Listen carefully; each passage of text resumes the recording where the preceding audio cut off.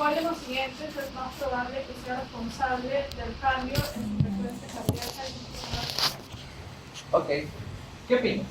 ¿Cuál es tu análisis del caso?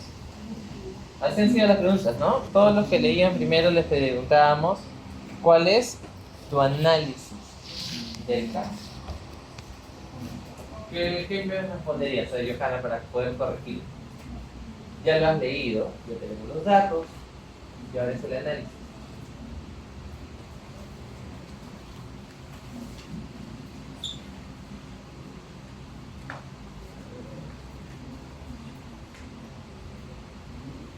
Para poder analizar, muchachos, primero tú tienes que identificar el problema, ¿ok?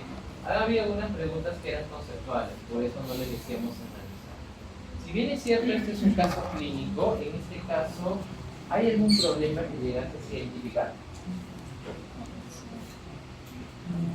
¿Te parece que hay algún problema? Te dice que es un hombre de 20 años, que ha estado tratando, niega enfermedades, y niega algunos antecedentes sin importancia, niega consumos de medicamentos, y tiene sus funciones ahí. ¿Qué opinas de eso?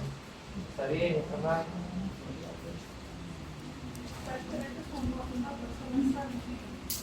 Aparentemente es una persona que está sana.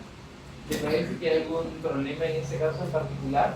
Para poder a partir de ahí escarbar y llegar a, no sé, un diagnóstico o algo similar. ¿A alguien le parece eso de los presentes? Es un mecanismo físico también. Ya, ok. Sí, doctor. Hacer Creo que hay ejercicio. una relación de lo que es la hemodinámica, ¿no? Porque ahí vemos que la frecuencia justamente está aumentado y también lo que es la presión arterial. ¿Ves es un problema? El problema aquí vendría a ser el cambio que se produce en el ejercicio o la demanda de corazón. ¿Ves un problema? ¿Es un problema? Es decir, ahorita hay un terremoto y va a haber un mecanismo de adaptabilidad que busca la homeostasis frente al problema, que sería en este caso el estímulo, pero en sí esos cambios es un problema. Es el estímulo. O sea, tiene que haber una noxa o algo lesivo para que se produzca ese cambio. Ya, ok. Pero en este caso en particular, en tu análisis, ¿no? Ustedes tendrían que escribir que es una persona aparentemente sana, que dentro de sus parámetros de funciones están dentro de la normalidad y lo que estamos observando en los hallazgos se vería explicado por una respuesta, ¿no?, autonómica frente a lo que vendría a ser esta demanda que se está generando al realizar el ejercicio. Pero no es un problema per se que nos haga pensar en un diagnóstico en particular o en un síndrome, porque en realidad en la misma pregunta lo que se te está mencionando es que tú justifiques el por qué está existiendo una respuesta compensatoria frente a la demanda existente que está observando, ¿no? Una pregunta similar se le hizo a algunos en el examen, porque les pusimos, ¿no? Ustedes ahorita están estresados, me dijeron sí. ¿Por qué ha incrementado la frecuencia cardíaca? ¿No? Porque muchos de ustedes estaban con frecuencia cardíaca incrementada ese día, ¿o no? ¿Por qué? Porque en esta persona aumenta la frecuencia y un poco la presión. Por la actividad. Hay un estímulo que está haciendo esto, produce o desencadena que estos valores normales de su presión arterial estén incrementados, ¿no? Pero el estímulo está bien, el estímulo ya es físico, si se podría la decir. relación del ejercicio, ¿no? Pero más bien, una palabra correcta ya no sería estímulo, sería la respuesta. Y es una respuesta autónoma, ¿verdad? Y eso es algo que ustedes tienen que también tener claro, la respuesta autónoma. ¿Qué entienden por respuesta autónoma? ¿Kevin o Iván? Iván, ¿qué entiendes por respuesta autónoma? Cuando escuchas eso, porque eso lo vas a escuchar mucho en todo este ciclo y toda tu vida. ¿Qué entiendes por respuesta autónoma? Que es una manera de activación frente a diferentes estímulos que se van a activar. Uno puede ser el ejercicio. Ya. Está relacionado, pero podría ser mejor. A ver, levanten la mano chicos los coros en Navidad. A ver, levanten la mano. Ya, ahí está mejor. Esa palabra autónoma ahí tendrían, se utiliza, ¿no? Yo. La palabra autónoma hace referencia a lo involuntario, ¿ok? Acuérdense, autónomo es involuntario, es algo que tú no puedes controlar. Cuando valoramos la respuesta autónoma, valoramos el sistema nervioso autónomo, que es parte de justamente el sistema nervioso, ¿no? Que lo que regula son todas las actividades vegetativas autónomas que tú no puedes controlar. ¿Cómo cuál? ¿Qué actividad nosotros no controlamos? Son nombres más técnicos, y la actividad inotrópica y cronotrópica del corazón. ¿Qué más? La motilidad intestinal. ¿Qué más? ¿La respiración sí? ¿Sí o no? No. Bien. No. ¿Se contaste? ¿Sí controlando? No. Ah, es mixta, ¿no? La respiración es mixta. Otra, La frecuencia cardíaca. la orina, ¿qué cosa? La diuresis. No, la diuresis no. El filtrado. ¿Cómo se llama? No, es porque es parte de la vascular, lo que fue al inicio. Pero la continencia, No, pero la continencia. ¿No? La continencia. ah, ya, entonces yo tengo deseo de orino.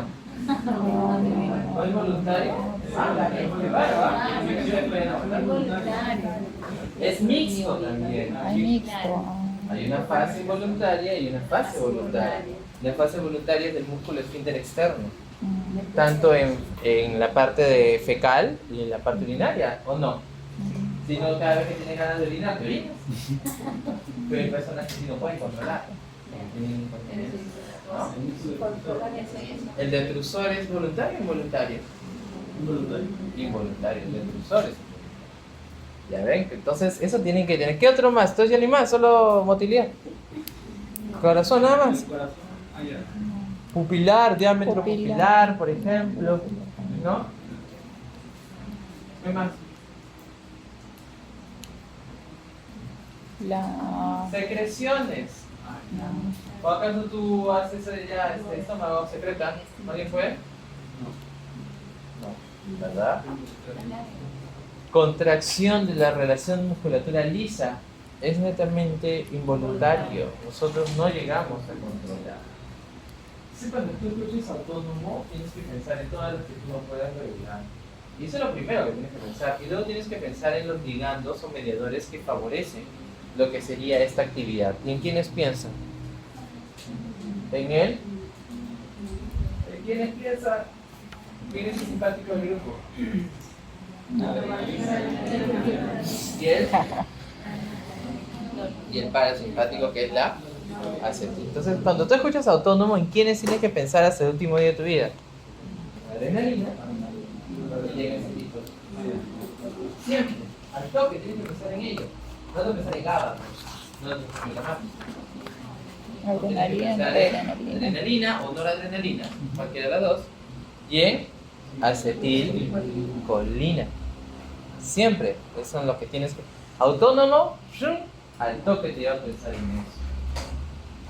Que son parte del sistema nervioso simpático y el sistema nervioso simpático. Simpático, a estas dos también a veces en los exámenes ponen como catecolaminas. ¿Está bien? Porque tienen el anillo catecol, ¿no? Y el parasimpático lo van a encontrar como colinérgico. Porque a veces en los exámenes escritos ponen otro término y convulsionas, pero es lo mismo, ¿verdad?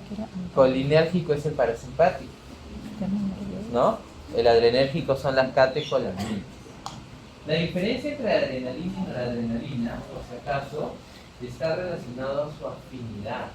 Pero en síntesis, recuerden que la noradrenalina es el precursor de la adrenalina. La noradrenalina se transforma en adrenalina en la médula de la glándula suprarrenal gracias a una enzima.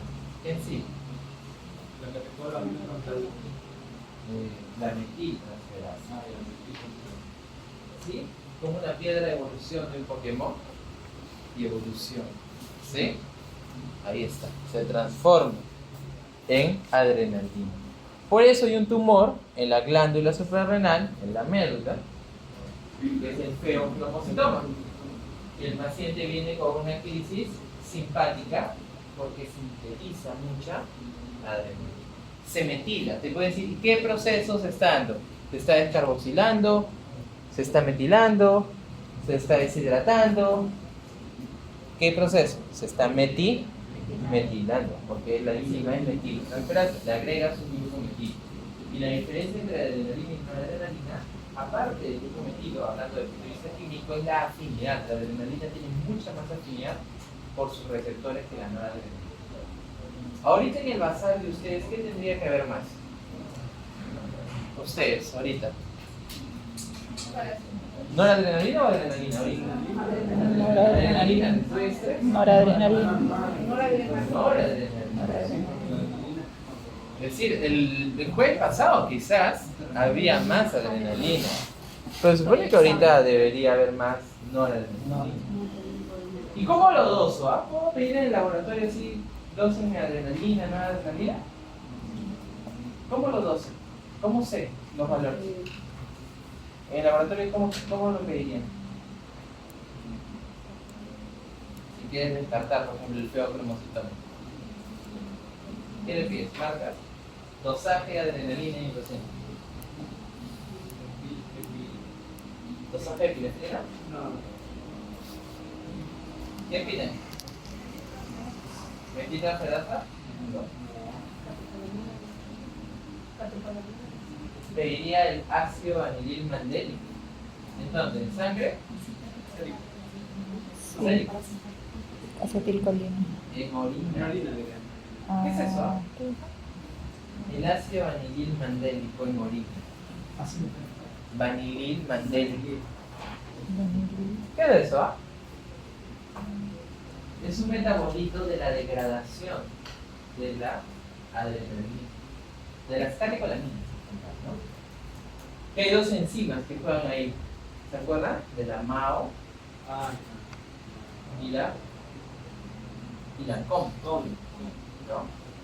De la MAO y la COM. ¿Qué era MAO? MAO, ¿qué? Bueno.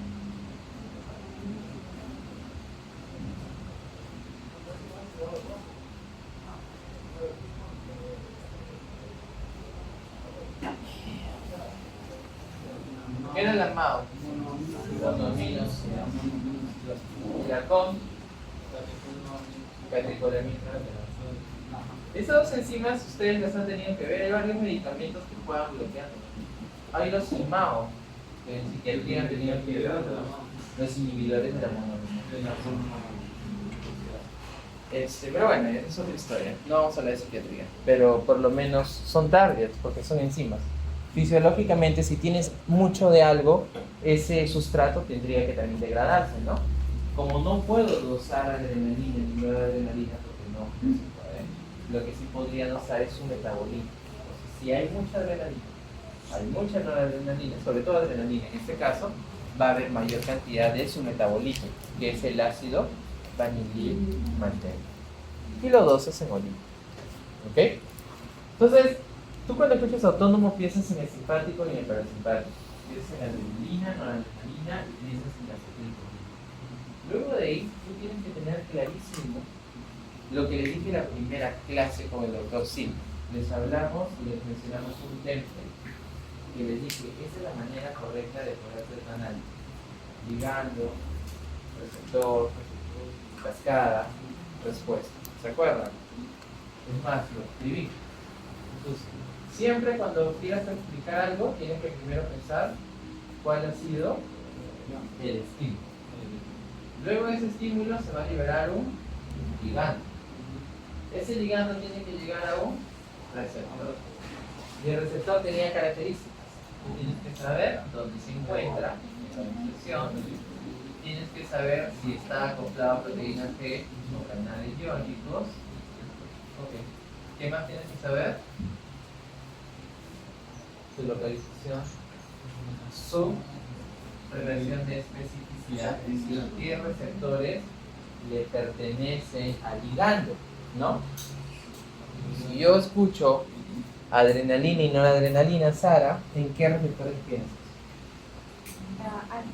Correcto, muy bien, así, con esa seguridad. Si yo te pongo en el examen algo y te pongo el receptor M2, ni lo lees esa clave, ¿no?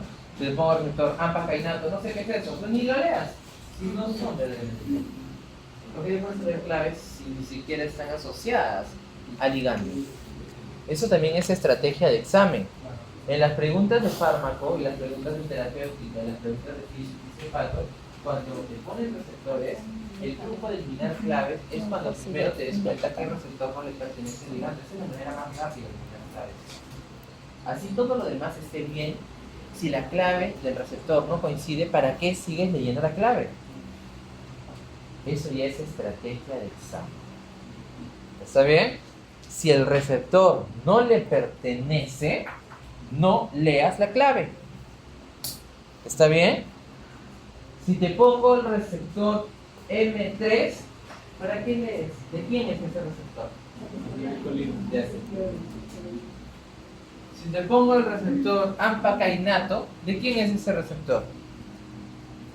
De glutamato. Si te pongo el receptor 5-HT2, ¿de quién es? De serotonina. ¿Para qué sigues leyendo? Si no es de adrenalina. Entonces tienes que ser perspicaz. Ahí está, localización. Si es metabotrópico o si es enotrópico.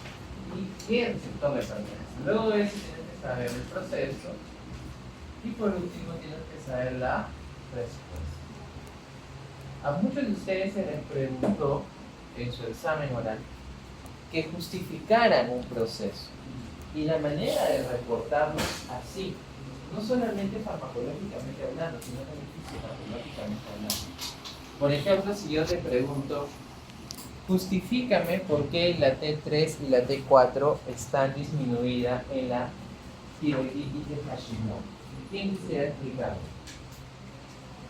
¿Por qué T3 y T4 están disminuidas en la tiroiditis de Hashimoto? Es la causa más frecuente de hipotiroidismo primario. Eso está muy bien como concepto, pero yo te estoy preguntando eso, no por qué. ¿Qué dirías, Cristian? Bueno, si yo para empezar, la T3 y la T4, porque si uno está más abundante que la T3 que más abundante en sangre, sería daría un agravamiento para el caso de del hipotiroidismo. Tú me estás explicando un poco los síntomas, pero en este caso lo que te estoy preguntando es ¿por qué? ¿Saben, Cristian? Y eso es lo que yo quiero que ustedes también lo oculan un poco. Si yo les pregunto el por qué, Cristian me quería explicar un poco cómo compensa. No es que esté mal, pero respecto a lo que se está preguntando en ese momento, no es lo más óptimo. Entonces cuando tú siempre tienes que seguir ese pequeño esquema, que ya de tanto enseñar, en un momento lo generé, ¿no? Y creo que les puede ayudar. Por ejemplo, en la tiroiditis de Hashimoto, ¿dónde está el problema? Más que las células, es el enzima. El enzima tiroido peroxidasa. ¿Ok? Entonces, el target sería la enzima tiroido peroxidasa. Si yo bloqueo a la tiroido peroxidasa,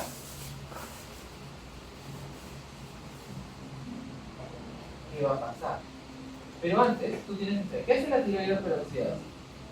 La tiroido peroxidasa genera oxidación, la tiroido peroxidasa genera granificación, la tiroido peroxidasa genera lo que vendría a ser el acoplamiento. Y gracias a esto se da la T3 y la T4. Entonces, si yo bloqueo a esta, ya no se da esto. Y en consecuencia disminuye T3 y T4. Pero está siguiendo un orden al momento de expresarlo. Y eso explica, como sucede obviamente a nivel curricular, de que el paciente tenga una disminución. Por eso es primario, porque el problema es a nivel de la misma glándula tiroidea. Tiene una hipofunción. Por eso es importante ubicarse y tener un orden al expresar. En este caso te dicen, ¿cuál de los siguientes es más probable que sea el responsable del cambio? Nosotros valoramos lo que vendría a ser las claves. Por ejemplo, el reflejo vasoreceptor, varoreceptor disminuido. ¿Qué significa eso? ¿Qué es el reflejo varo? ¿Qué es varo? ¿Qué significa varo? Presión. El reflejo, en este caso varoreceptor, está asociado al reflejo que se daría frente a un cambio en la presión. ¿El disminuido generaría este? No.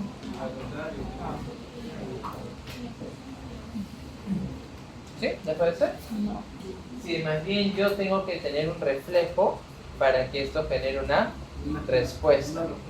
Pero, en este caso, no existe ningún dato que te oriente a que ha existido un cambio de baja en la presión, como pérdida de volumen, sangrado, deshidratación. ¿Hay algo de eso? No. Y ahí viene otra cosa que tienes que recordar, que es un tip de examen escrito. En un examen escrito, a diferencia de un oral que puedes hablar, expresar y de repente por alguna rama irte, en el escrito, ¿a quién le vas a preguntar? A nadie. Entonces, ese es un tip también. Cuando en un examen no te dan un dato, es negativo o no contribuye a eso. Entonces no te vas a poner a filosofar. ¿Qué pasó si de repente tenía diarrea, le está deshidratándose, o quizás tenía una hemorragia? No, pues porque no tienes ese dato. ¿A quién se lo vas a preguntar? ¿A la hoja? No. Por esa razón, eso no contribuye a la historia o es negativo. Esa es la manera del examen escrito. Un tip muy importante que a mí, por lo menos en su momento, me ayudó porque yo filosofaba mucho también en un momento. Fácil. Aumento de la actividad o activación de los núcleos vagales parasimpáticos. Tampoco. Pero el parasimpático es parte del autónomo. Ya habíamos hablado que el autónomo iba a jugar en esta puesto. Sí, pero es al revés. Sí, pero levante la mano.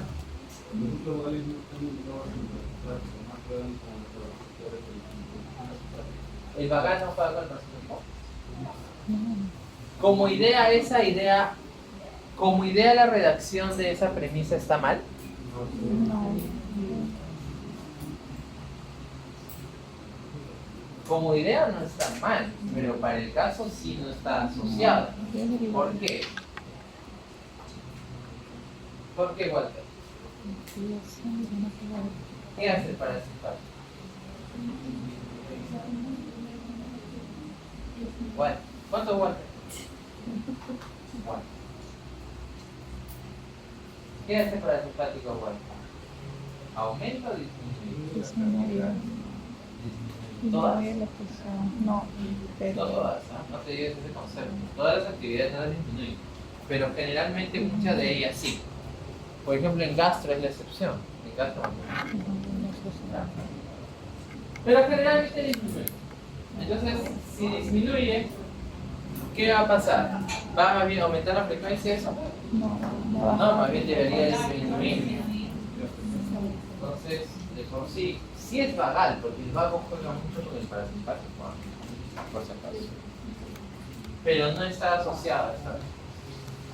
La respuesta entonces, como esta clave no está asociada, lo que se supone que tenemos que buscar es algo que sea simpático. Clave C. Analízame la clave C. Carlos Méndez.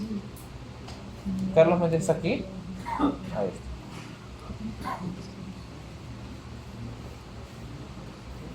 En voz alta, Carlos, por favor, para que te escuche doctora Alexis. Está ahí. Dice que no te escucha. A ver. En voz alta.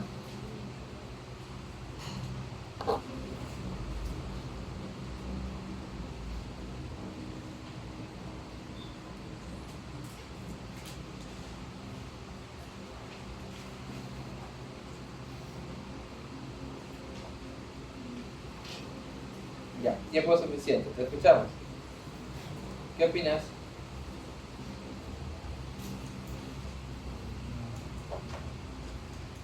Carlos, ¿qué opinas? El tiempo, en la televisión, tú sabes que el tiempo pasa y el rating y todo. A ver, te escucho. ¿Qué dices? ¿Alguna idea? Si fuese tu examen, ¿qué me dirías? Date la oportunidad, tío. No importa que te equivoques, aquí puedes equivocarte. Aumento de la producción de aldosterona. ¿Qué es la aldosterona? Carlos. ¿Cuántos Carlos hay? ¿Qué es la aldosterona? ¿Qué hace la aldosterona? A ver, ¿quién le ayuda a Carlitos? Levante la mano, que quiere ayudarme. ¿Nadie quiere ayudarme? ¿Walter? Estimula la Ok. Es una hormona. Muy bien, estamos bien. ¿Es una hormona peptídica? ¿Verdad o falso? Falso. ¿Qué tipo de hormona es?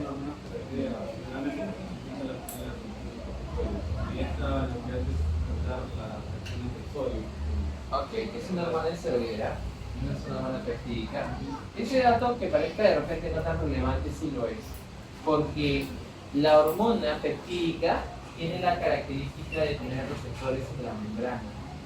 En cambio, las esteroideas pueden atravesar la membrana y sus receptores son intracelulares. La aldosterona, sus receptores intracelulares. En cambio, la insulina, por ejemplo, su receptor está en la membrana, porque es una hormona peptídica. ¿Está bien? Sí. La vasopresina, por ejemplo, ¿qué tipo de hormona es? La hormona antidiurética, la que te hace orinar. ¿Qué tipo de hormona es? Peptídica. Su receptor está en la membrana. ¿Ok? Entonces, si te preguntan qué es la aldosterona, es una hormona esteroidea que tiene como función, ¿verdad?, favorecer la reabsorción de agua, ¿no? ¿Por qué? Porque el reabsorción de sodio jala agua e incrementa el volumen de líquido extracelular. Entonces, ¿de dónde se libera la aldosterona? Levante la mano, aquí le voy a poner nota. A ver, ya, voz alta. De la glándula suprarrenal, de la corteza. De la glándula suprarrenal, de la corteza, ¿de qué capa?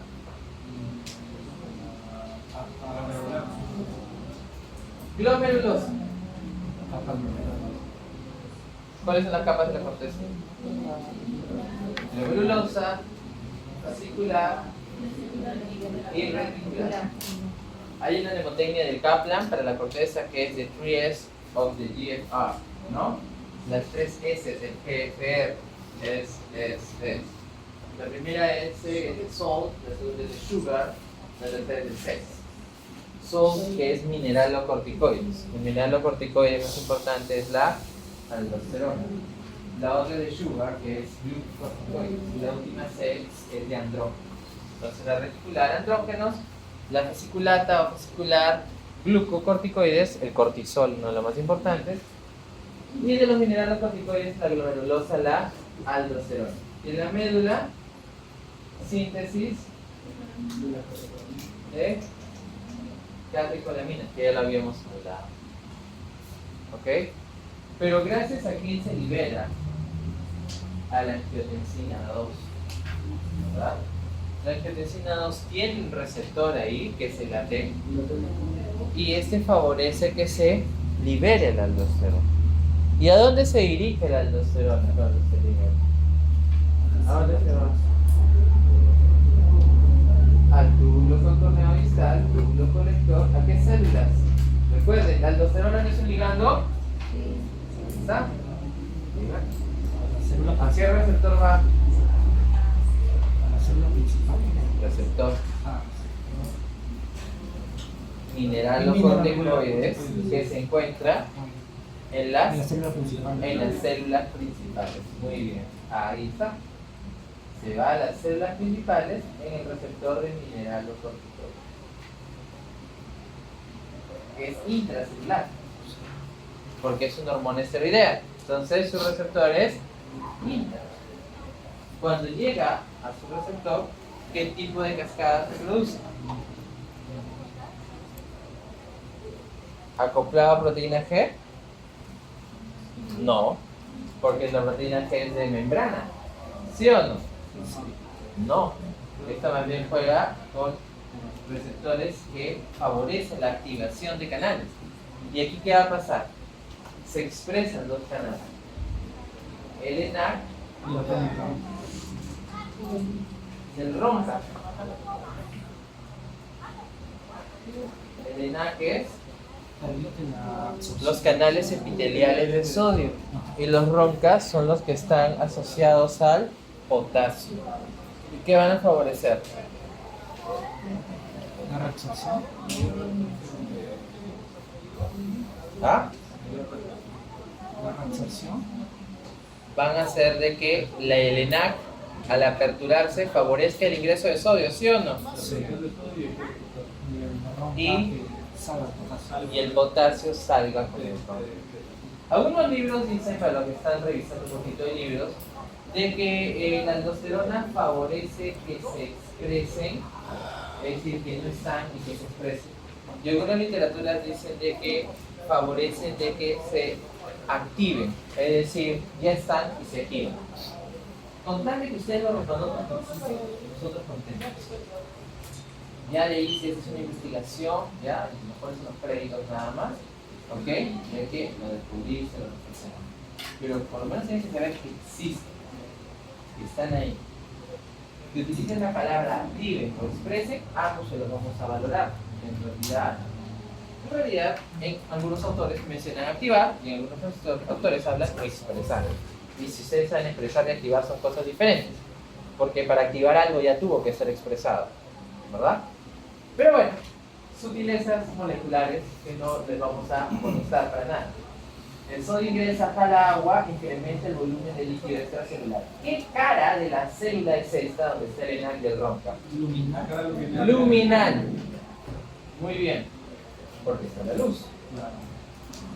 Ahí es la luz del túbulo, ¿sí o no? Si sigue su camino, ¿a dónde se va a ir?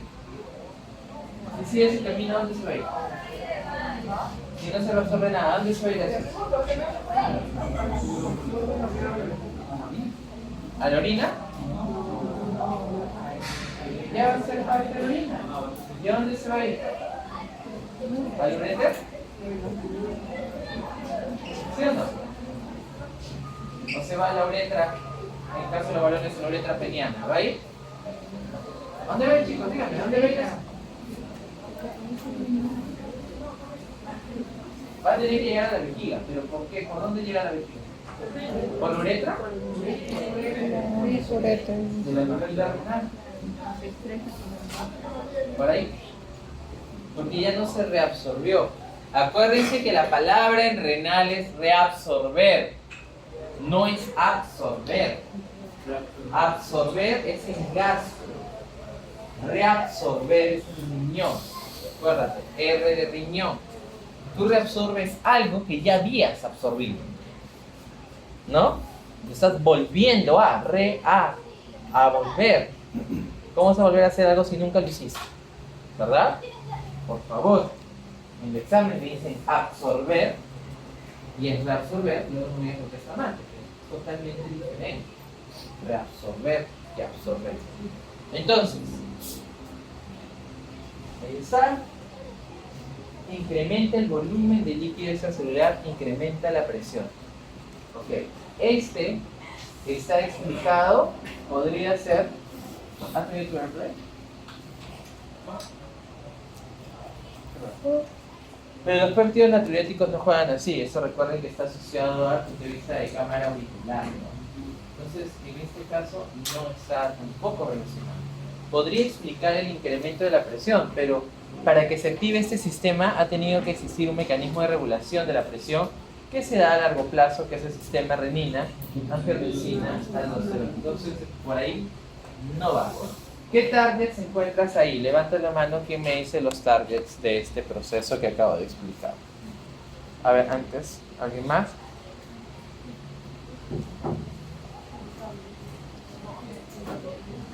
José Villoslada. Carlos Villoslada.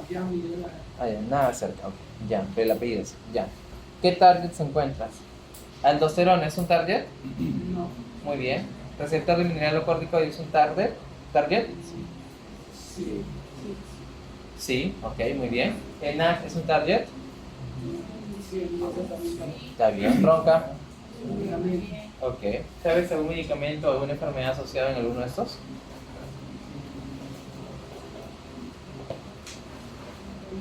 ¿Aliskiren por acá?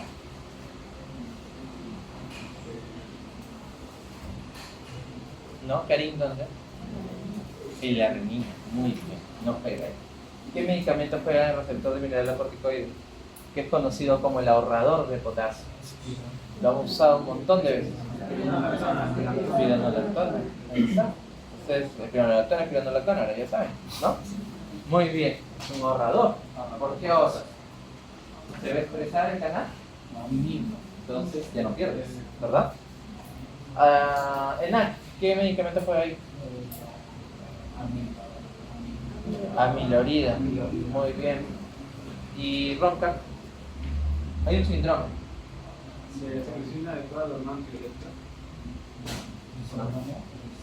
Síndrome de Barker. Sí. Lo vamos a ver en renal, pero ya lo tienes por ahí anotado. ¿Ok? Entonces son targets. Y hay una enfermedad que es el síndrome de Cohn. ¿Quién me dice qué pasaría en el síndrome de Cohn? Que es el hiperaldosteronismo primario. ¿Ya? Se ven los vasos en la piel del paciente.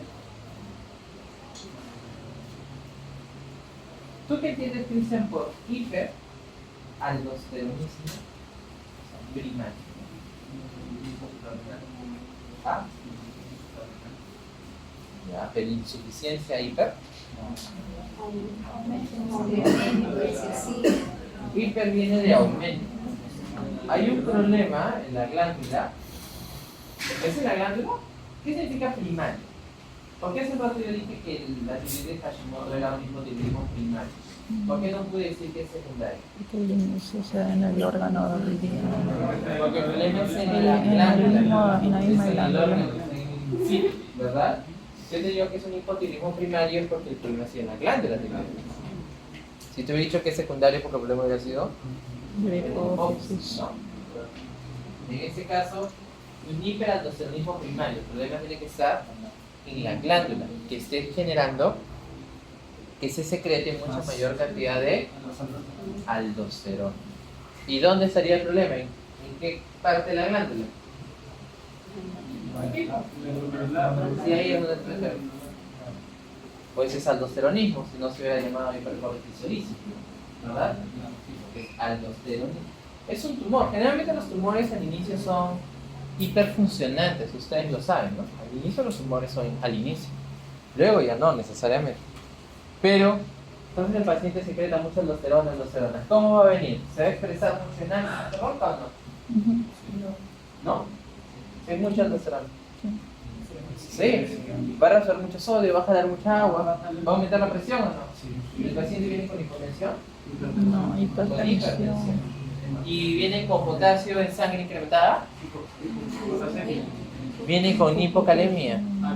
¿Y si le tosas potasio en orina, cómo sería? Disminuir. ¿Y eso es memoria? No, porque entiendes el sistema. Lo deduces.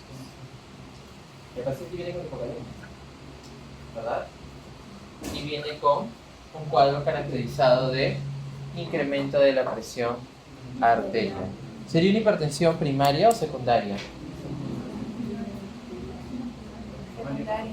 Primaria. Secundaria, es secundario A.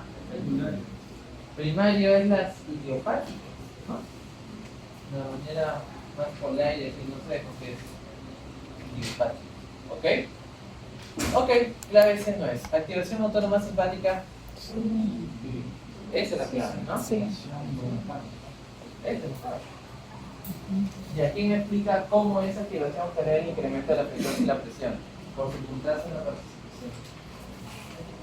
Bien, la otra mano, Doris. Así en orden, ligando todo. Ah, ya. Intenta, Doris, porque de repente eso te viene tu examen, mejor ahorita.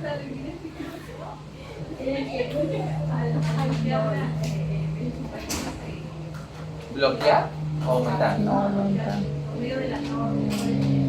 Ya. Eso está excelente. Está muy bien. ¿Cómo? ¿Cómo? Aquí está el cómo, mira, sigue esto. Aquí está tu cómo. Ya tienes el ligando. Ya no le dirección. Continúa. Local. Ya Sara dijo, o hay alfas o hay betas. Ajá. ¿Cuál es? Tienes dos grandes opciones. Beta, un auto 0 kilómetros. ¿Sí? Sí hay beta, el músculo eso va a girar, pero el beta no. Estamos hablando de incrementos. Alfa. ¿Y alfa 2? No. Doctor, ¿cómo saber eso? Memoria. Eso es memoria. ¿Dónde va a ser el juego? Adrenalina. Alfa 1. ¿Dónde está ubicado?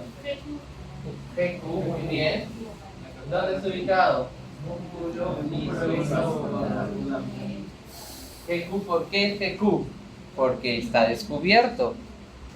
Ya está descubierto, ¿qué es GQ? ¿Ya? El por qué ya no está. Sabemos que es GQ. Y cascada, de proteínas se aumenta. Vasoconstricción.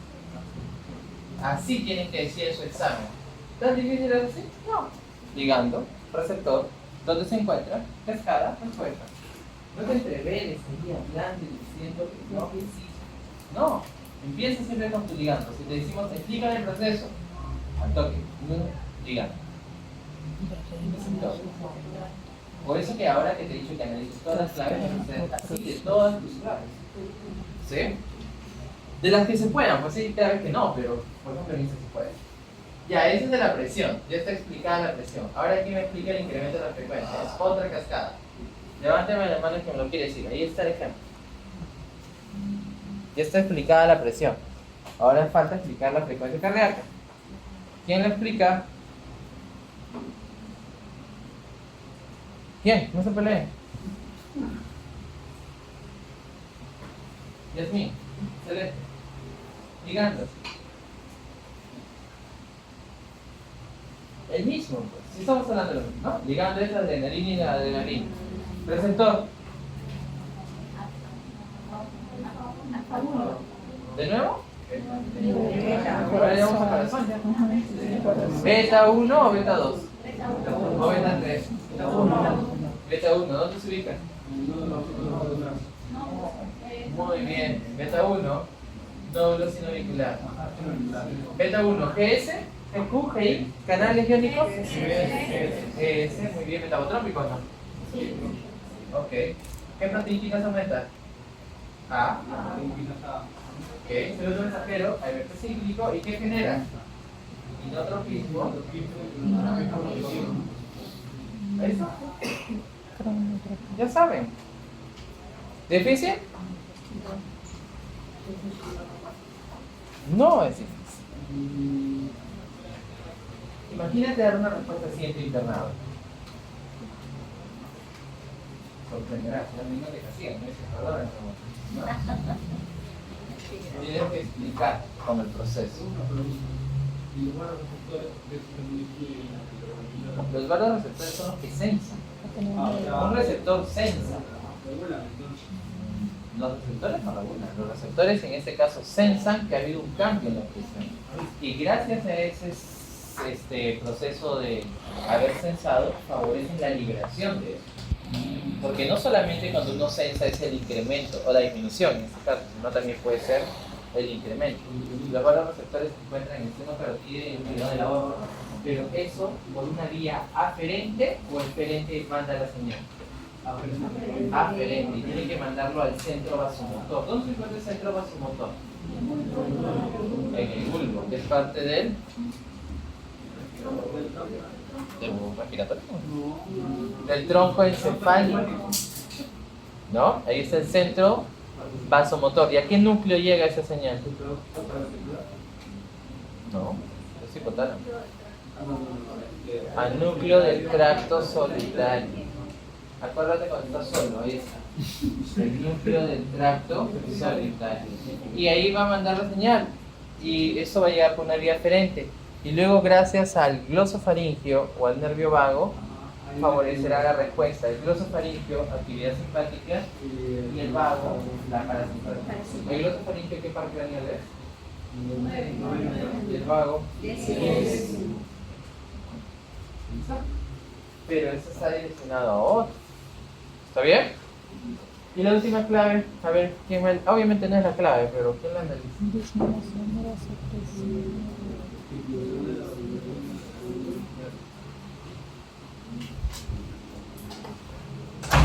¿Qué es la vasopresina? Te pregunto ahí en tu examen. La hormona antidiurética. La hormona que te hace inhibirla, ¿verdad? Inhibir. Anti.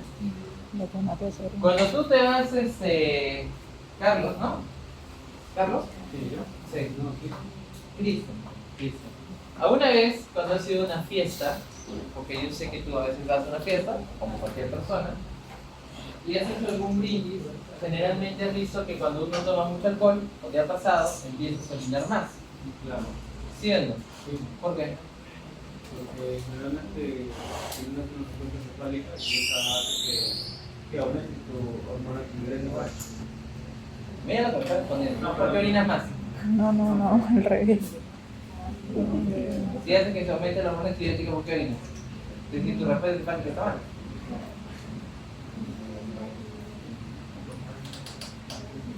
El alcohol va y bloquea el receptor de la hormona. Entonces hace que ya no orines. O hace que orines. Que orines. Porque ya no está llegando para evitar. Por eso orina más. Pero no juega, no es encefálico, está jugando con la parte de receptor. Y por ahí alguien habló de secreción inadecuada de hormona tiroidea. Cuando uno tiene una secreción inadecuada de hormona tiroidea, está asociado generalmente como antecedente de problemas centrales. Antecedente de meningitis, algún traumatismo. Generalmente las palabras clave son alguna infección, o algún traumatismo, accidente de moto, golpe en la cabeza. Para que luego empiece a generarse y empiece una secreción inadecuada. La hormona tiroidea, ¿dónde se sintetiza? ¿En el riñón? ¿En la glándula suprarrenal? ¿En la glándula pituitaria? No. ¿Cómo se le llama la glándula pituitaria? Diurética no, en hipófisis. Había una glándula maestra, no me acuerdo. No me acuerdo, creo que sí había una glándula maestra, pero no recuerdo si la decía porque eso no recuerdo. Pero es glándula hipófisis, ¿sí? Ok, ahí se sintetiza. En el lóbulo pituitario conmigo. En el posterior.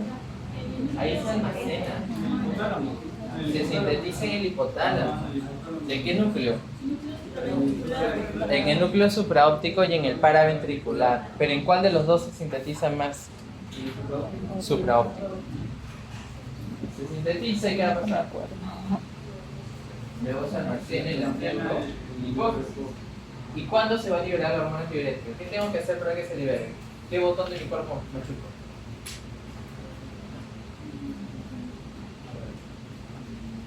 ¿Aquí en el cuello?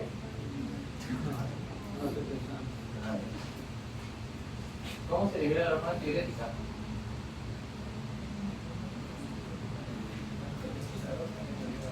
Ayuda, correcto, válido, me podría valer como respuesta. No para receptores. Pero ¿cuál es el estímulo más importante? Ahí sí ya no sería. El aumento de la osmolaridad. El aumento de la osmolaridad. Ahorita que está haciendo mucho calor, ¿cómo está nuestra osmolaridad general? Aumentada. Disminuida, dice. Está ligeramente aumentada porque estamos perdiendo mayor cantidad de solvente y el soluto se concentra más. Por eso que nos da sed. ¿Sí o no? Porque si aumenta la osmolaridad, se activa también el centro de la sed. ¿Dónde está el centro de la sed?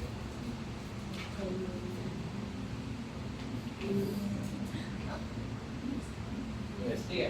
Está en el hipotálamo. En uno que van a decir cuál es, ¿verdad? El centro de la sed. Hay centro de la sed, hay centro de la saciedad, ¿no? ¿Dónde existen esos centros? Centro de la respiración, centro. El centro. ¿Ok? Entonces, la disminución de la vasopresina en este caso no tiene nada que ver, ¿verdad? Y si valoráramos como mecanismo compensatorio, la hormona antidiurética tendría que aumentar, ¿no? Porque el aumento favorecería que la vasopresina, ¿cómo actúa? ¿Qué tipo de hormona es? ¿Se ve idea? Peptídica. ¿A qué células va? De músculo. A las células principales también. Igual, el túbulo contorneado y el salo colector. ¿Pero a qué receptor va? ¿Beta? ¿Beta habíamos dicho que era de adrenalina? V2. ¿Dónde? ¿Qué cara? ¿Qué cara? ¿El luminal? No, Vaso lateral. Metabotrópico y enotrópico.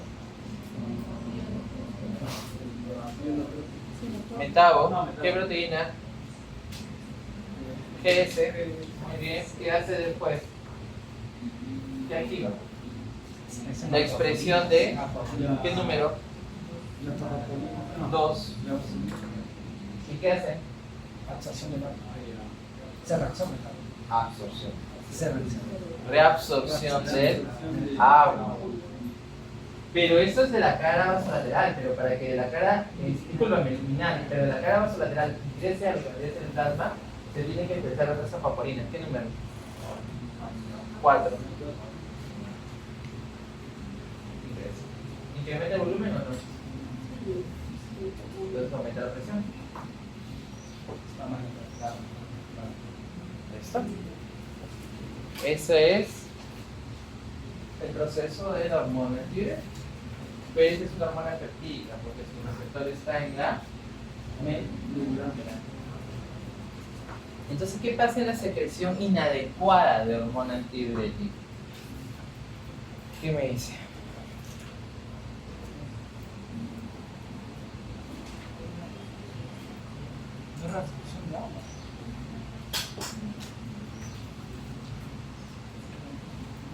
En primer lugar, la secreción inadecuada es que hay mucha hormona o hay poca hormona. Porque desde ahí tienen que empezar, no. El famoso CIGAR. Ese es el CIGAR.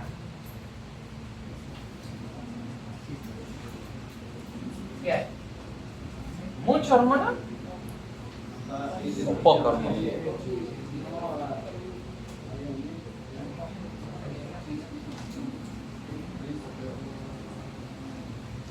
Hay mucha hormona.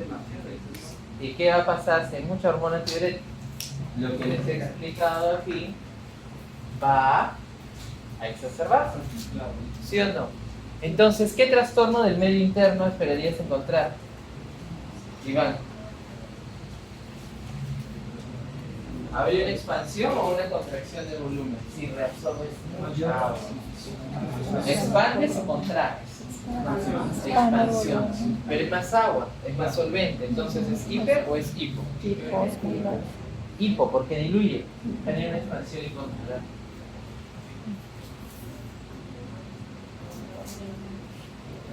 En la diabetes insípida sucede lo opuesto. En la diabetes insípida más bien hay una disminución de la hormona. Pero hay dos tipos de diabetes insípida, ¿no? Hay una diabetes insípida central y hay una diabetes insípida nefrogénica. Pero lo veremos después. Pero recuerden que ustedes tienen que asociar las patologías con el porqué. Ustedes suponen que, yo sé que no se corre todo, por eso lo estamos explicando, pero ustedes ya han llevado estos cursos. Tienen que asociarlo con enfermedades. No, la diabetes nefrogénica actúa ya en receptores a nivel del riñón. En cambio, la central sí está asociada a lo que vendría a ser su diabetes. ¿Ok? ¿Está claro? ¿Tienen alguna duda? Con toda la confianza del mundo, díganlo. No, es diferente. Sí, hazme acordar eso para poder abordarlo cuando veamos diabetes, para inmunoendocrina, para que pueda hacer el contraste. Si bien es cierto, por la clínica podríamos categorizar como similares, pero la etiología es diferente. ¿Está bien? Muy bien, ¿preguntas? ¿No? Ok.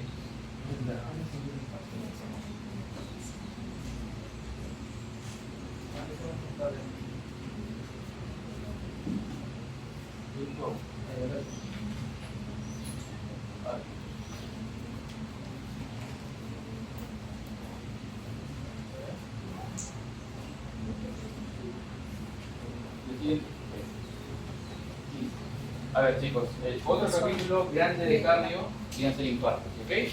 50% de sus energías tienen que estar enfocadas a hablar de cardiopatía isquémica. Es el tema más preguntado, siempre van a preguntarlo en cardio, en menor proporción, valvulopatías, cardiomiopatías, etc. Pero infarto de miocardio siempre tienen que saber, ¿ok? Todo, etiología, diagnóstico, pruebas laboratoriales, clínica, complicaciones, etc. ¿Ok? Entonces, aquí te ponen un caso. En un paciente con cuadro de angina de pecho estable y asmático, el esquema terapéutico podría incluir la combinación de... A ver, antes de hablar de los fármacos, primero vamos a hablar un poquito del caso 3, que es básicamente el caso 3 habla acerca de infarto. ¿Ok? Te dicen, un varón de 48 años con antecedentes de dolor retroesternal moderado al esfuerzo y irradiado la región maxilar izquierda. Al examen clínico, presión arterial elevada, taquicárdico y un EKG con infranivel del ST. ¿Ok? Listo. Te dicen, la indicación inmediata en caso de dolor es. ¿Cuál es la clínica del dolor torácico de origen cardíaco? Opresivo, retroesternal. Opresivo, ¿a dónde se irradia? Hacia el hombro del brazo Cara interna del izquierdo. brazo izquierdo, mandíbula o cuello. ¿Ok? ¿Y por qué se irradia? ¿Han escuchado los dermatomas alguna vez?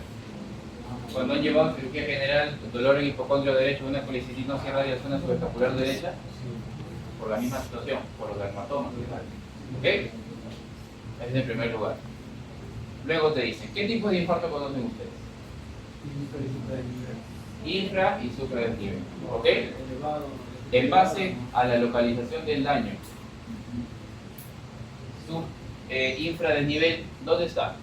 ¿En qué daño? ¿En dónde está? ¿En todas las capas o hasta qué capa llega? El corazón.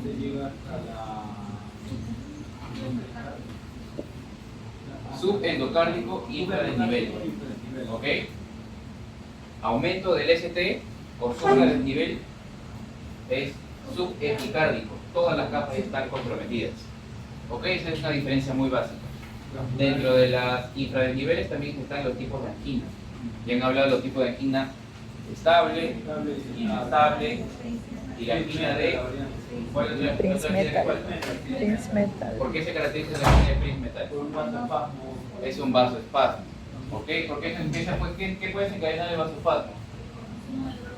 Consumo de drogas, cocaína, vasoconstrictores, ergotamina, que lo utilizan en gineco, etc. ¿Ok? Eso básicamente es una angina de Prince Metal.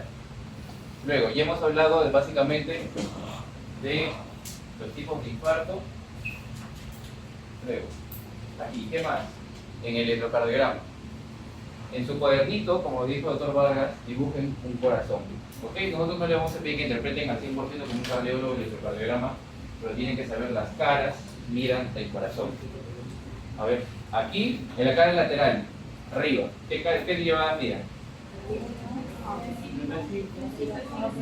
Por orden, de lateral alta, D1 a B, lateral alta, B5, B6, lateral baja. ¿Ok? La cara anterior, de B1 a B4. La cara inferior, D2, D3 y AB. Cuando yo tengo sospecho de un infarto de cara inferior, ¿qué tengo que mirar?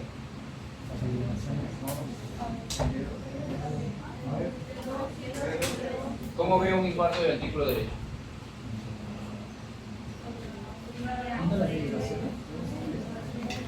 Claro, lo que sucede es que cuando tienen un infarto de cara inferior del corazón, usted tiene que tratar un infarto del ventrículo derecho. Pero se puede ver por las derivadas del ventrículo derecho. Exactamente. Se da por mecanismo de efecto. ¿Ok? Vamos a poner un EKG normal.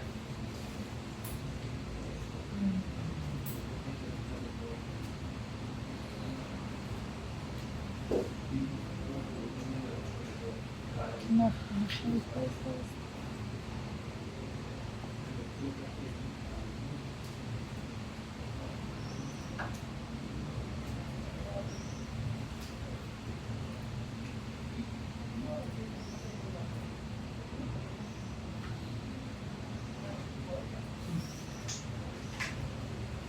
Normalmente, las ondas R en B1 son pequeñas y a medida que avancen, si se dan cuenta, B1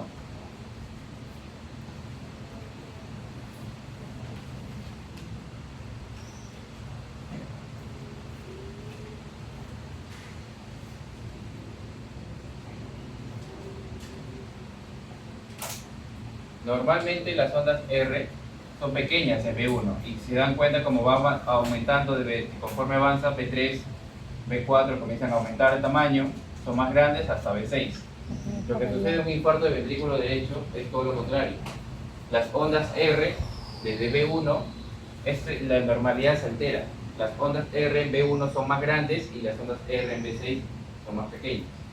Este es un EKG normal. En un EKG que ustedes sospechan de un infarto de ventrículo derecho es las ondas R más grandes en B1 y más pequeñas en B6.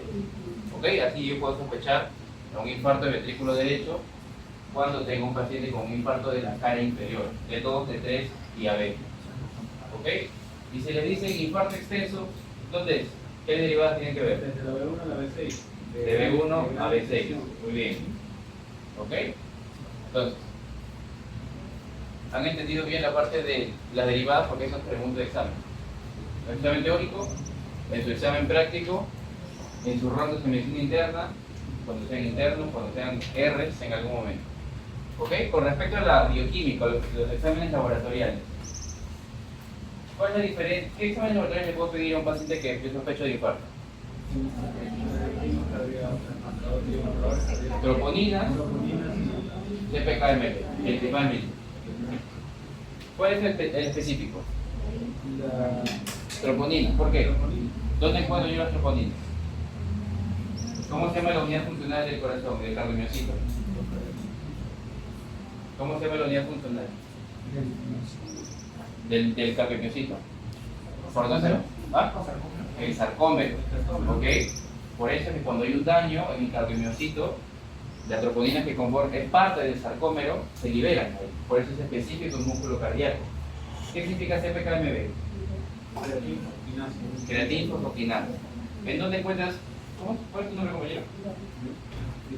Cristian, ¿dónde encuentras creatina fosfoquinasa? ¿En qué otro músculo? Ah, no, perdón. Cualquiera. En el bíceps, en el tríceps, en el cuádriceps, deltoides, cualquiera. No es específico. Claro.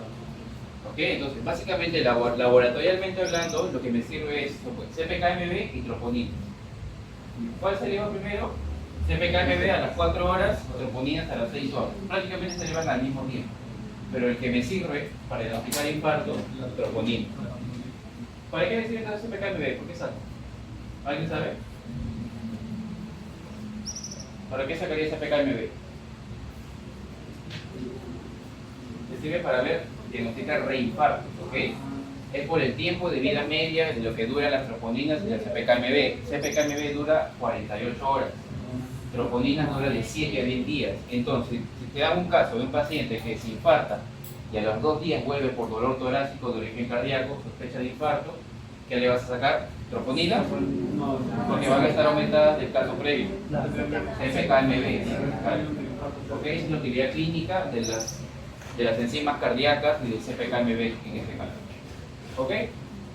Listo. Entonces, en el diagnóstico que tenemos que tener en cuenta, dolor de origen cardíaco de las características que ustedes han mencionado, que se irradia la cara interna del brazo izquierdo, mandíbula, cuello, más EKG sugerente. ¿Ok? Para que ustedes vean un EKG, no se vayan a complicar, divídanlo siempre. Cuando comiencen a ver un EKG, miren la cara lateral primero, la cara anterior, la cara inferior. Si ustedes ven las 12 derivadas de frente, se van a confundir.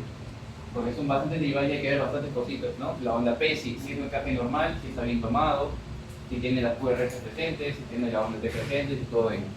¿Ok? Entonces, divídanlo siempre, hay que dividir 20. ¿Sí?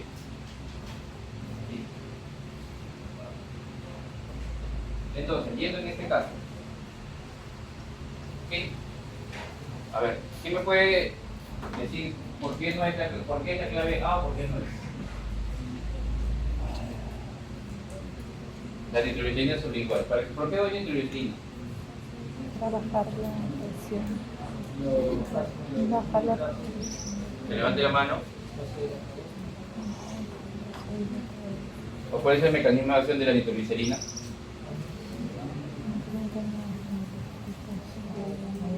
O mejor dicho, ¿qué nitratos conocen aparte de la nitroglicerina? ¿Han escuchado el nitrato isosorbide? Isosorbide y nitrato. Hay dos tipos. Y por otro lado tenemos la nitroglicerina. ¿Ok? ¿Cuál es el mecanismo de acción de los nitratos? ¿Alguien lo sabe? ¿Dónde actúan? ¿En el corazón? En los vasos. ¿De qué forma?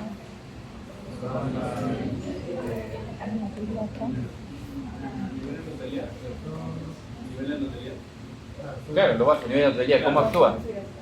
¿Vasoconstricción o vasodilatación? Ya, vasodilatación a través de... Nada, ningún beta. Ahí no tiene nada que ver un beta. Del óxido nítrico.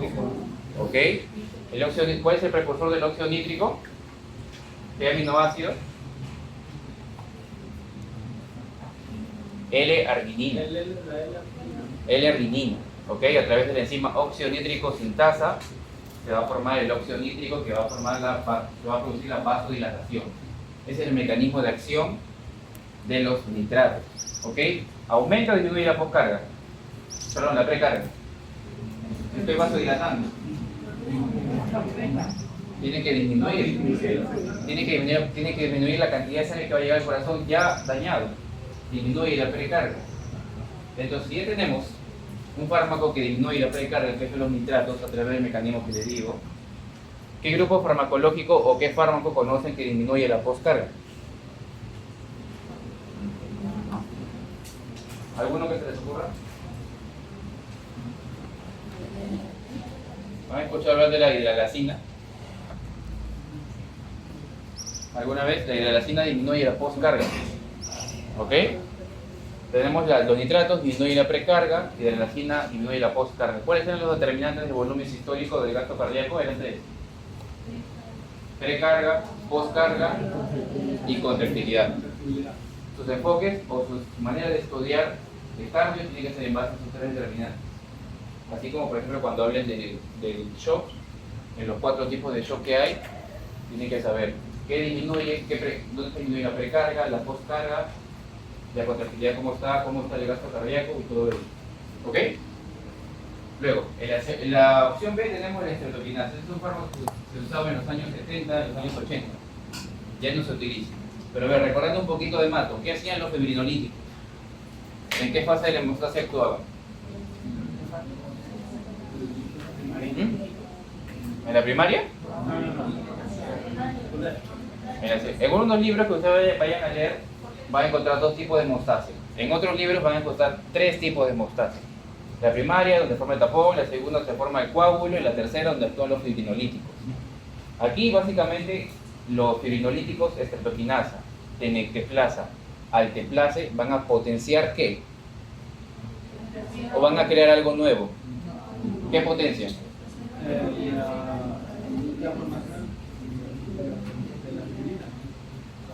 ¿Fibrina? No tiene nada que ver. Van a degradar la fibrina, pero a través de ¿cómo? ¿Cómo? Potencian el efecto de la plasmina. ¿Ok? potencian el efecto de plasmina a través del plasminógeno. Cuando ustedes lean cualquier palabra que termine en geno, como plasminógeno, es un simógeno, no tiene actividad todavía. ¿Ok? Listo. Entonces, ahí actúan en la hemostasia terciaria o actúan potenciando el efecto de la plasmina. Esa es lo que podemos ver en la clave B. Luego, en la clave C no hay nada que discutir. Internamiento inducido no se puede discutir. La heparina. Mucha gente se le preguntó en los exámenes prácticos qué hacía exactamente la heparina y muy poco respondieron. ¿Qué hacía la heparina? ¿Potencia o es algo nuevo? ¿Potencia qué? ¿Un procoagulante o un anticoagulante? Un procoagulante, o sea, yo voy a dar heparina para formarle trombos al paciente. Un anticoagulante. ¿Qué anticoagulante tenemos en el cuerpo? Fisiológicamente, la antitrombina 3. ¿Ok? Va a formar el complejo heparina antitrombina 3. De esa forma va a ser su efecto. Y va a actuar sobre los factores de la coagulación. ¿Sí?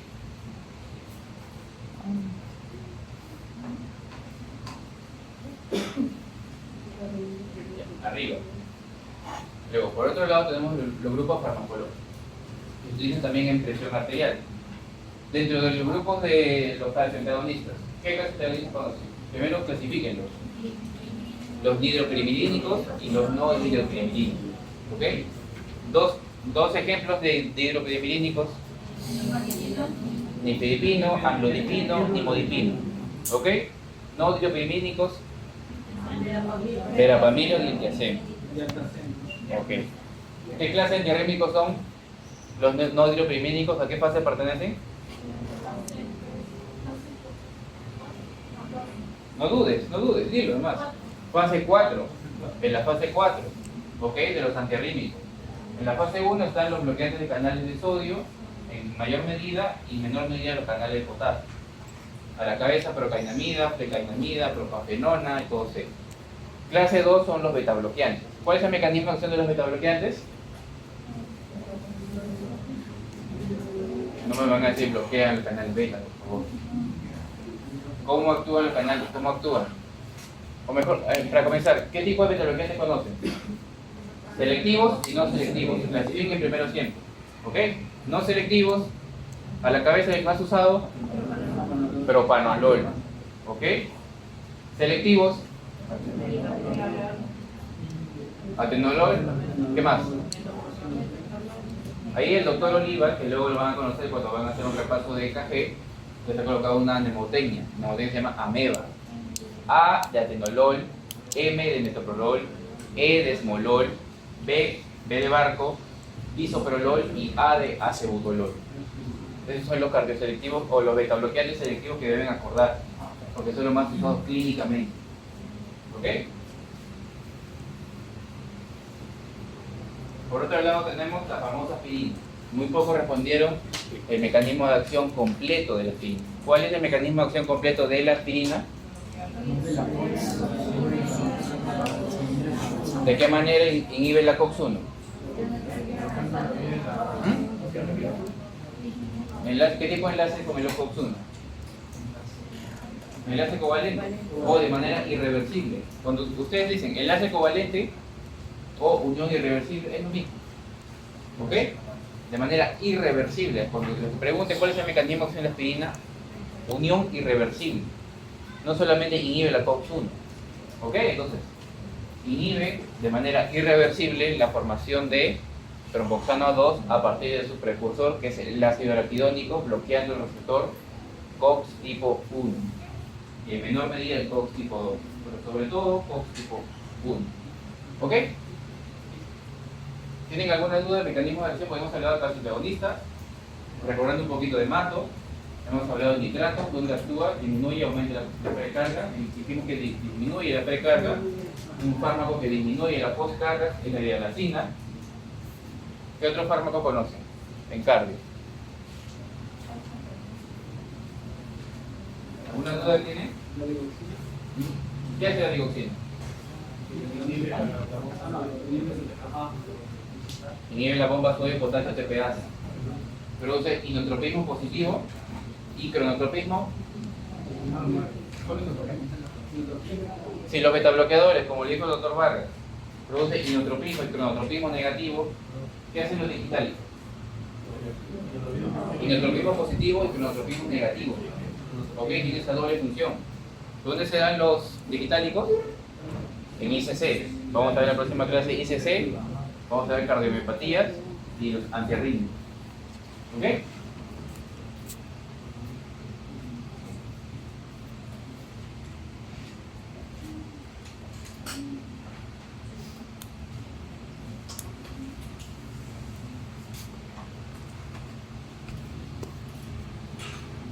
Para retomar un poquito de infarto, también tenemos que hablar con respecto a la clínica.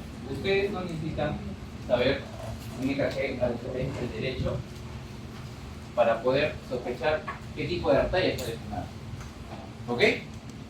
Si les ponen un paciente que lo encuentran sincopiado, lo llevan y le toman funciones vitales, frecuencia cardíaca de 30 o de 40, tiene un bloqueo y ustedes a grandes rasgos ven en el EKG que hay un tipo de bloqueo.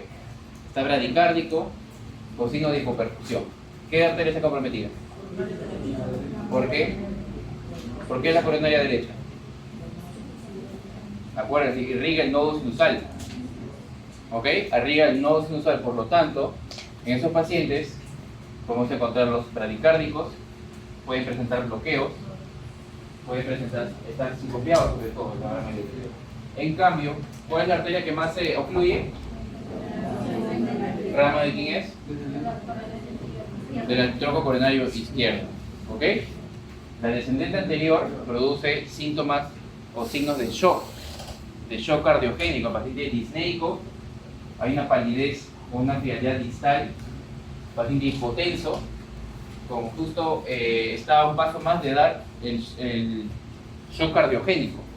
¿Ok? La diferencia clínica es bastante clara cuando se ocluye la arteria izquierda o cuando se ocluye la arteria derecha. Derecha, bloqueos. Izquierda, signos de hipoperfusión. ¿Ok? Entonces aquí en este caso te dan que es un paciente, es una mujer de 33 años que va a emergencia con un dolor retrotenal de 2 horas, con historia de dislipidemia mixta, fumadora crónica y sedentarismo. ¿Son factores cardiovasculares menores o mayores? Mayores. ¿Qué falta ahí para que complete los 4 factores más grandes? Diabetes. A un paciente que le diagnostiquen diabetes es sinónimo de infarto. ¿Ok? Es el factor de riesgo cardiovascular más importante, diabetes mellitus. ¿Ok? Dicen al examen una frecuencia cardíaca de 30, bradicárdica, taquipneica. Se le diagnostica IMA y se muestra en el EKG en relación a este caso. ¿Cuál sería su diagnóstico y qué arteria está comprometida? Como ya les mencioné, aquí las palabras claves, ¿cuáles eran? Frecuencia cardíaca de 30, dolor en la parte centrotorácica y ni siquiera necesitan ver el EKG. ¿Ok? Entonces, ¿qué tipo de bloqueos conocen? Hay 3 tipos de bloqueos. Grado 1, grado 2, grado 2 tipo 1 que es Wenckebach o MOBIS tipo 1, MOBIS tipo 2 y bloqueo AB de tercer grado. ¿Ok? En el primero, ¿cómo está el PR? ¿Está aumentado? ¿Está disminuido? ¿Cómo está el PR? El PR está aumentado, pero es constante. ¿Produce síntomas? Casi no produce síntomas, por lo tanto no necesita tratamiento. ¿Ok? El problema radica a partir del MOBIS 2 en adelante. El MOBIS tipo 1, MOBIS 2, 1, que se llama Wenckebach, ¿cómo está el PR? El PR se va alargando hasta que deja de conducir una onda QRS. ¿Ok? ¿Produce síntomas? Casi no produce síntomas. Lo que sí no van a producir síntomas son MOBIS tipo 2 y bloqueo AB de tercer grado. El MOBIS tipo 2, el PR siempre es constante, pero un momento u otro deja de conducir una onda QRS. ¿Ok? Ese sí es sintomático. El paciente puede presentar palpitaciones, puede presentar mareos, síncope y puede tender al desmayo. ¿Ok? En estos pacientes, en los bloqueos, ¿cuál es el tratamiento definitivo? Porque hay tratamiento cardiológico también, farmacológico, marcapaso definitivo. Y en el bloqueo de grado 3, básicamente se caracteriza porque hay una disociación aurículo-ventricular. ¿Ok? Esas son las características del bloqueo grado 3. las ondas P, como en el caso. En el caso es un bloqueo de grado 3. ¿Por qué? Normalmente, ¿por qué se caracteriza un bloqueo de 3 cuando vemos un EKG? Hay más ondas P que ondas QRS. Contemos las ondas P. 1, 2, 3, 4, 5, 6. ¿Cuántos QRS hay? 1, 2, 3, 4. ¿Se dan cuenta? Entonces es un bloqueo de tercer grado. La onda P puede aparecer inmediatamente después de la onda T. Usualmente no precede a un QRS. Básicamente es contracción de las aurículas, contracción de los ventrículos, cada uno por su lado. No sigue el ritmo normal de lo que debería ser. Nodo sinusal, nodo ventricular, antequis, la fibra de la rama derecha y la rama izquierda contra el fascículo posterior y el fascículo anterior. No sigue ese curso. ¿Ok? Entonces aquí vemos que hay 6 ondas P, 4 QRS, por lo tanto es un bloqueo de tercer grado. Y además se dan cuenta por la clínica. Frecuencia cardíaca 30 latidos por minuto, dolor retrocenal, taquipnea. Entonces, el bloqueo de tercer grado, ¿qué arteria dijimos que irriga el nodo sinusal? Arteria coronaria derecha. ¿Ok? Arteria coronaria derecha, por lo tanto, hay un daño en el nodo sinusal. ¿Sí? Creo que ya acabamos. Sí. Muy bien. Entonces, muchachos,